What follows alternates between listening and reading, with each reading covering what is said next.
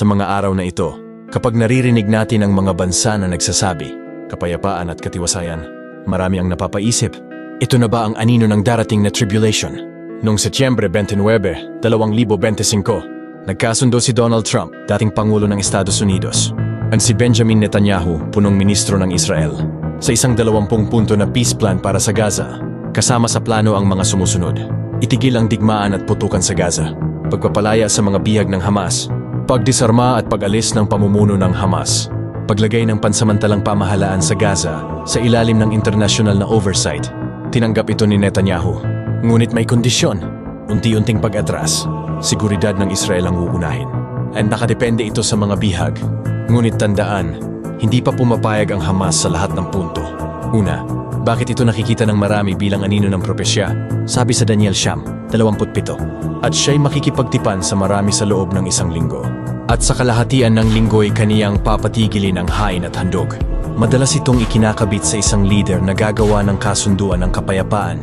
Ngunit sisirain din ito kalaunan sa unang Tesalonica 5:3. Kapag sinasabi ng mga tao, tiwasay at panatag ang lahat, biglang darating ang kapahamakan.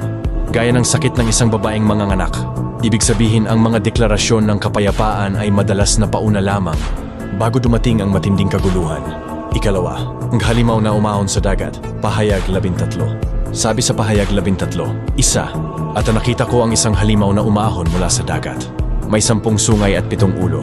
Sa kada may sungas ay may 10 korona. At sa kanyang mga ulo ay may pangalan ng kapusungan.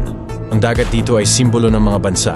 Ibig sabihin, lilitaw ang isang makapangyarihang pinuno mula sa gitna ng mga bansa. Siya ay magdadala ng kapayapaan sa simula, ngunit kalaunan, maghahasik ng kapusungan at pag-uusig. Sabi pa sa Pahayag 13:7, at ipinagkaloob sa kanya na makipagdigma laban sa mga banal, at sila'y kanyang tatalunin. At ipinagkaloob sa kanya ang kapamahalaan sa bawat angkan, wika, bayan at bansa. Kaya't bantayan natin ang mga pinuno na magdadala ng kasunduan ng kapayapaan, magkakamit ng suporta ng maraming bansa, ngunit kalaunan, hihingi ng kapangyarihan at pagsamba.